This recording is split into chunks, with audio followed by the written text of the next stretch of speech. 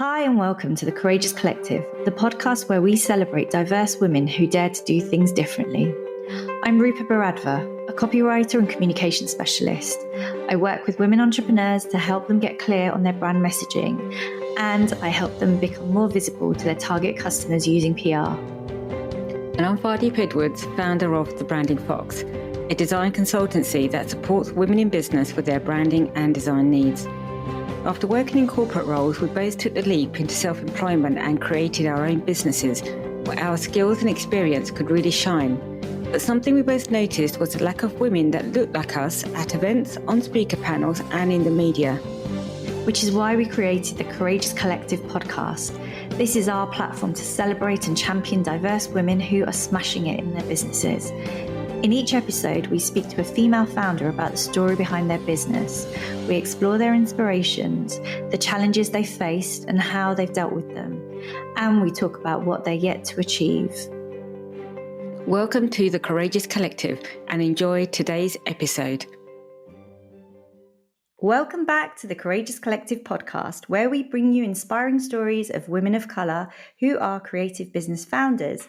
Hello, it's Rupa here. I am flying solo today. Just wanted to say thank you for joining the Courageous Collective podcast. We're so proud to share the voices of women you might not usually hear from. And we know these stories are meaningful for you, our listeners, to be able to hear from women like you too.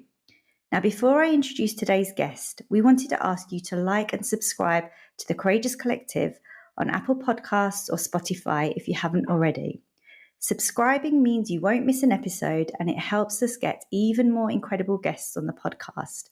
Right, without further ado, on to today's guest. I am so delighted to be joined by Kanjilal, a woman of many talents, author, speaker, entrepreneur, senior leader and inclusion specialist. Mo is a co-creator of Watch This Space, a diversity and inclusion agency helping organisations reimagine the way they do things, from structures to processes to culture. It's so great to have you on the podcast, Mo. Hello. And welcome. Hello, thanks so much for having me on. Really excited to be here. Oh, it's great to have you. So I was on LinkedIn and having a look at what you do. You describe your work as a diversity and inclusion transformer, which I love. I just love how you phrase that. Tell me a little bit more about what you do. Yeah, so we've worked hard on how we describe what we do at Watch This Space, and we hit upon talking about ourselves as transformers because that's what we do. So we transform how people work and their workplaces so that everyone feels included, and it's so that people can work better together with different types of people, because there's huge benefits to having more inclusive teams where people feel they can belong, they feel like they can be themselves. There's huge benefits to it, but actually there's a long way to go in most workplaces. So that's why we talk about transformation and being transformers. Oh, I love it. And you just mentioned your award-winning agency, Watch This Space, which from what I understand, you set up 4 years ago. So what made you set the agency up? And tell me a bit more about how you work with businesses and what kind of businesses as well. Yeah, so we're a pandemic story. So before the pandemic, we were working on a kind of community networking group for women in tech careers down in Brighton, where I live. So it was called Brighton Digital Women. That group is how I know my business partner. And it was during lockdown in April 2020, when you could only leave the house for an hour a day, that we were on a Zoom call talking about work and ideas and things like that. And we said, you know what? Maybe now's the time to try this, like making this idea happen that we've got, because we can't leave the house. So we might as well try now. And it was also the time that we were seeing that all of the things that we were talking about were just in our faces. So employers that had previously said, you can't do that role from home, suddenly made it work overnight. We could also see that decisions that were being made were forgetting about the fact that childcare was needed, that people didn't necessarily live in homes where they had a beautiful office to work from. You know, we could just see the inequalities everywhere in how things are working. And we knew that there were better ways to do things. We knew it could be better. So that was the driver for really starting the company back in lockdown. And essentially, we couldn't leave the house. So everything was done remotely. We just started out and we gained attention quite quickly because it was a time when that's what employers were focused on. They are scrambling around trying to make things work and really struggling with what to do. So it was a good time in many ways. I know it was an awful time for so many people, but for us, it was a time to actually make this happen. And in terms of who we work with, it's been really wide ranging. So my background before all of this was in technology. I worked in lots of tech corporations running sales and marketing teams, and my business partner worked in healthcare and charities and marketing agencies. So we had quite a broad background, and we thought our clients would be mostly in the sectors that we'd worked in, and some of them are. So some clients are in those sectors. They're people we know that we might have worked with, and that's how we started out. As we've grown, we've started to work with so many other types of organisations too. So we work with charities, education, councils, all different kinds of employers. We also work in the hospitality sector quite a lot too, because they really need to focus too on how to create inclusive environments for different types of people. So really wide ranges of sectors.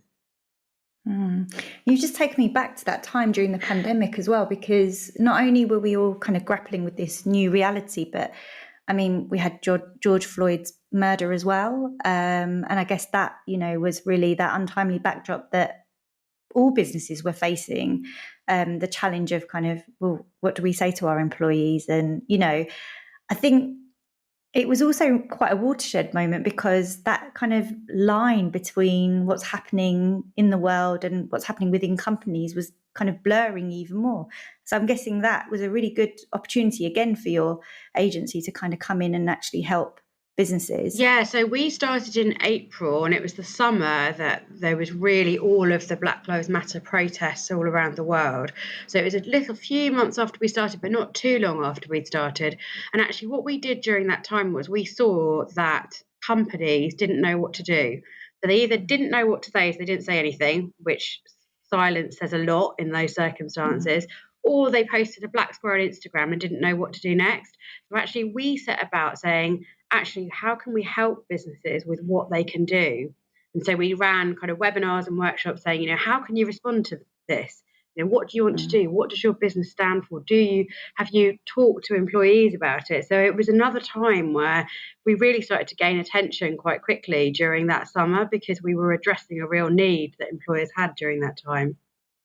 Yeah, and I'm guessing that need hasn't really gone away. Actually, it's probably increased over the last few years as well. Talk to me a bit more about your career, because you've had quite an interesting career background. You've worked for lots of different companies as well. And was the plan always to work for yourself at some point? No, the plan was never to work for myself. It's not something I ever set out to do. So yeah, I studied at university creative literature, so nothing at all to do with technology. But when I started working in tech companies, because I found that to work in sales and marketing and technology, what you need to do is understand the complicated technology and explain it to people in really simple terms so that you can sell it to them. And actually, I found I was really good at that. I could understand the tech. I love it. I still do. I'm very technology focused. And then explain that to people and engage with people. So that's how I developed my career in tech. And in technology corporations, I was different to everyone else. Nobody looked like me. So it was hard. It was really hard work. And I did really well. I progressed my career into senior leadership roles in big technology corporations, sort of international corporations. And I was, doing seemingly the jobs that everyone wants to do. I was traveling the world, a team all around the world, flying business class and, doing all of those things. But it was hard work because I was different to everyone else. So I had to really learn how you perform in those environments. And when I was first doing that kind of work, I would really speak out when I didn't agree with things, and I'd get labelled, isn't she bossy, isn't she aggressive? So I had to learn how to get my point across without being labelled in one of those ways, and how to really stand my ground. And so it really showed me that it's hard for people. So I then focused on graduate schemes and apprentice schemes and bringing different kinds of people into those companies. And I could see that people would join, have a really bad experience and then leave quite quickly. So it really showed me that you've got to have like the leadership teams and all teams really wanting to create inclusive environments. So I learned a lot about it all during that time in those companies, and progressed through selling all sorts of weird technology, things that go in space, things that go radiotherapy machines, software, all kinds of things.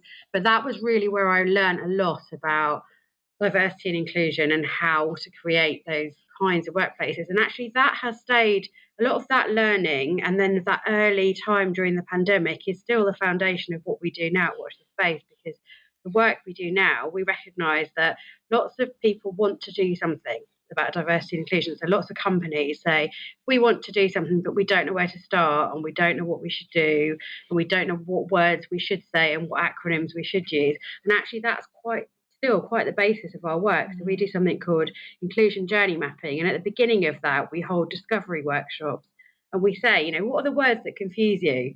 What do you not know what to do? And that's where people almost look relieved because they're like, we can talk about this now.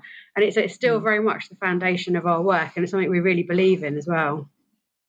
And I think it's really nice to be able to say, I don't know what that means or I don't understand, because I think there's also this concept that you can't actually be honest and own up to that. And actually even just doing that is going part of the way to being inclusive, as you said. So that's great that you kind of do that at the beginning of the journey.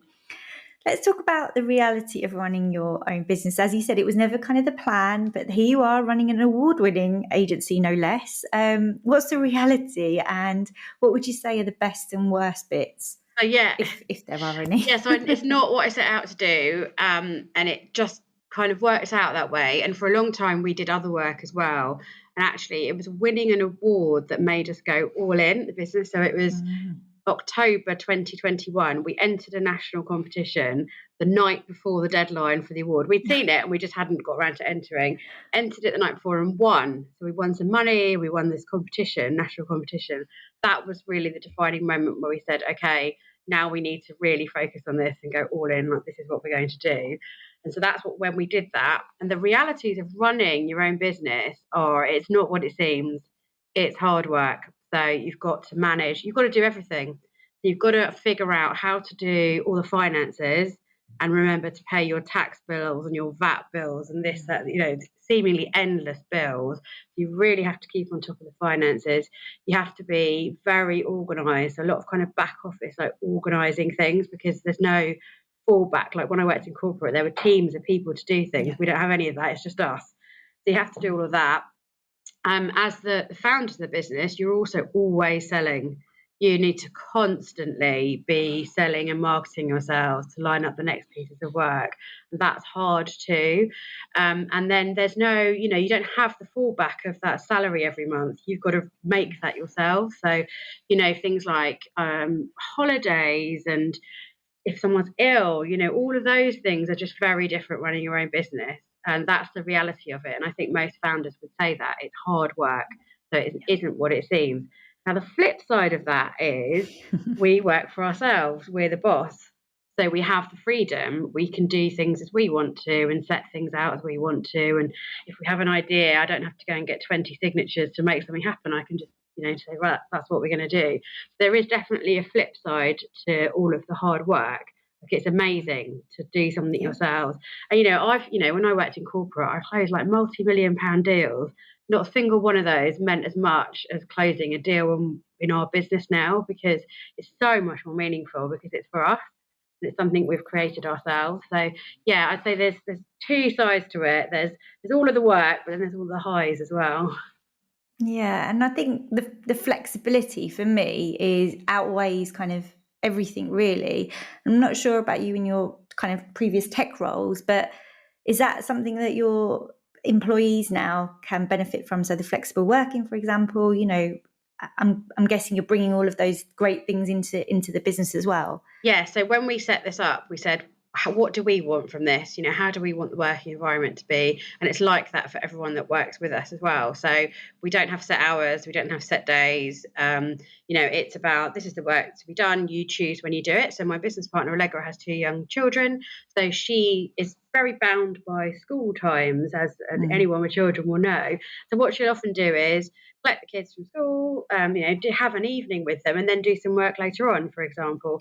But she doesn't have to request time off from an employer to go to something at school or to pick up this or to do that. That flexibility is there. And so that's what we want for everyone that works with us too, that opportunity to just work as you want to. And we have unlimited holiday. It's like, you don't have to check with us, just take time off when you need it. The thing with that is to remember to take time off. But it's exactly as we would want it to be. We don't want to control people. We want people to enjoy working with us. Yeah, and that's how you get the best out of people as well, isn't it? And I guess that's the foundations of what you're teaching other business leaders as well and kind of helping them with. So when we were doing a little Google on you, Mo, we came across lots of public speaking that you've done. So we spotted videos on YouTube, etc.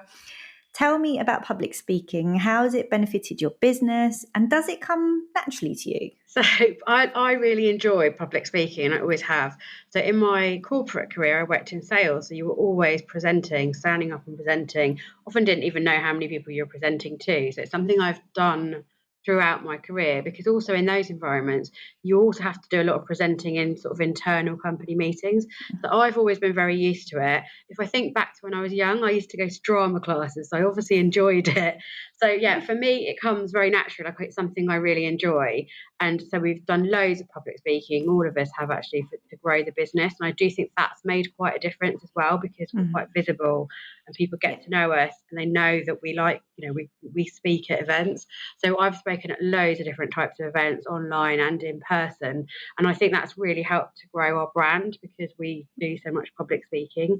And I'm speaking at TedX Brighton soon as well. So that's the thing I'm working on at the moment.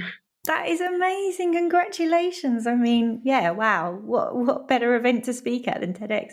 That's incredible. What kind of things do you usually speak about? So we usually different subjects around diversity and inclusion. So I'll often talk about how we need to understand people who are different to us, biases, kind of how to recruit an inclusive team, how you can work with different types of people, a lot about our differences and biases. So I talk a lot about those kinds of subjects as well. Brilliant. So you talked about public speaking. How else do you market yourself and your business? What else do you do? So and this is something that we've had to work really hard on too, because when it's your business, it's quite different. So we do our own marketing in terms of sort of things like newsletters and social media. So we do all of those kinds of things that most businesses do. But the other thing we do is we do a lot of collaboration and networking with other people. So we have whole networks of people, and lots of people recommend us into clients, and we recommend other people. So that works really well for us too. It's building out those connections and collaboration. Those things only work if it's reciprocal. So if you recommend people into, you have to really build those relationships. So we do lots of that. And then we do things like particular industries. So we focus, for example, we're doing a big show in London where we're the diversity and inclusion partners to the show, and we have a stand there and we'll speak there. So we do a lot of that kind of thing too, help really market the business. And then last year we were approached by a publisher to write a book. So we've just written a book which is going to be published in September. So again, that's another big vehicle to really promote the business as well. I mean, a book, how incredible is that? So your book, The Inclusion Journey, it's out September 2024. So tell me a bit more about writing the book and also how you plan to market the book. Obviously it was never on the cards, as you say, it kind of happened. So how have you kind of made it a reality, really? So we're both writers, me and my business partner. So we've both always written creative writing. I've written half a novel. She's written, I think, about half a novel. But we also write blogs and other content. So we're regular writers. And actually, there's a Trello board we set up right at the beginning, which did have write a book on it. But obviously, we didn't think that would ever happen. It was just one of those things that was there. We'd like to write a book. But we continued to write a lot of content. So we write a lot of blog content where we've had sort of media coverage and things like that. So we write anyway quite a lot. And then we got approached by a publisher last summer who was the publisher that we would have actually wanted to work with as well. So it was like amazing. Total dream come true. And they said, are you interested in writing a book? And we almost fell over. We were like, yes, we would love to write a book. So we wrote the book actually quite quickly. We started writing it in October, and we've just submitted.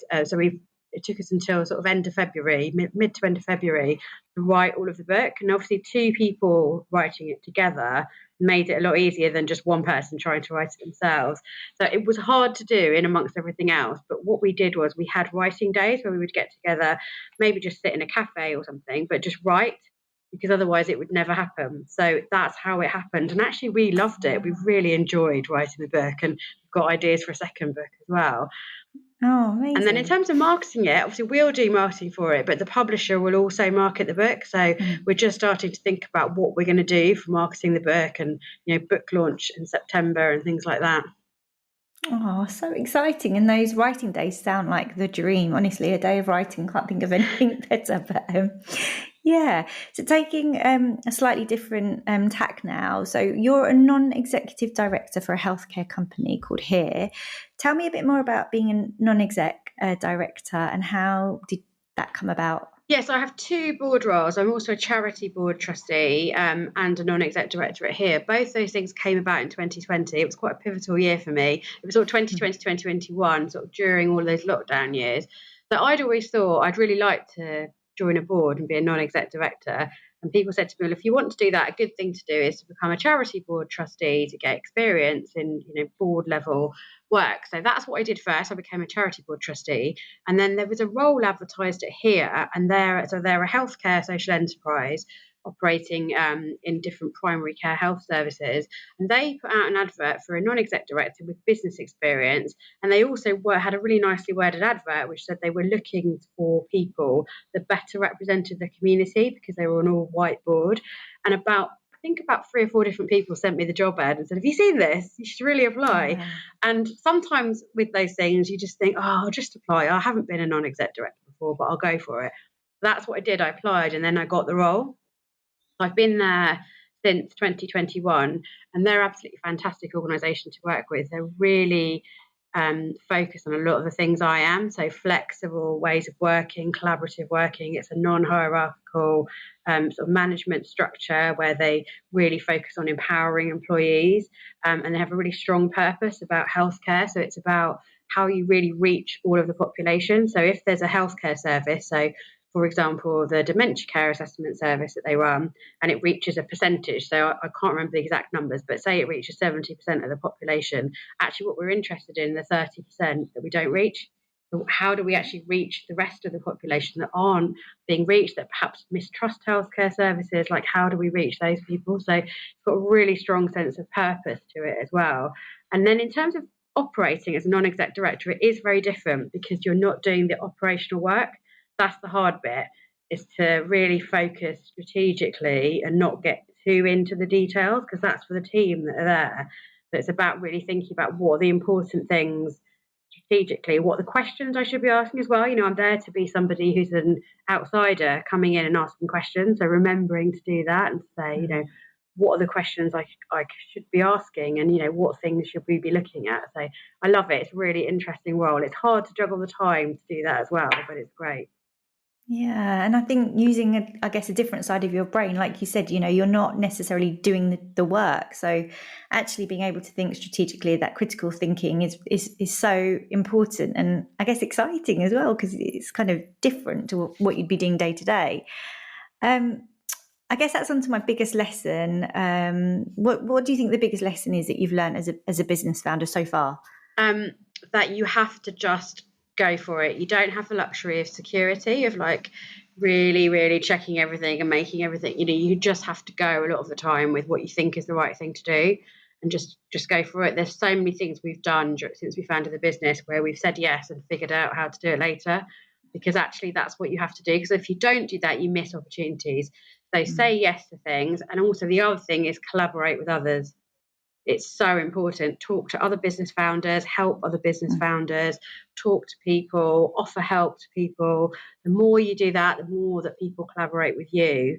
And I think that's been the other huge thing that's helped us succeed, is to really, really grow our connections with people and collaborate and help other people, because then that helps with our business as well. And it also means you've then got people to go to say, oh, really struggling with this, what are you doing? All sorts of things. I was out for lunch on Friday with some other founders in similar sectors but not the same, and you're able to say things like, what are you using for that, or what idea have you got for that, or how did that work for you, and share like failures and successes, because that's how you learn like the things you should do.